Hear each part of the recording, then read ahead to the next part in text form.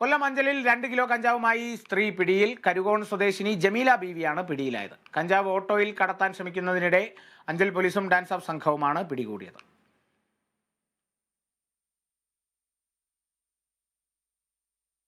ഒരു ഇടവേളയ്ക്ക് ശേഷം തിരിച്ചെത്താം. കേരള വിഷൻ ന്യൂസിന്റെ തത്സമയ വാർത്തകൾ നിങ്ങൾക്ക് ഇതോടൊപ്പം ഞങ്ങളുടെ യൂട്യൂബ് അടക്കമുള്ള സാമൂഹ്യ മാധ്യമങ്ങളും തത്സമയം കാണാം.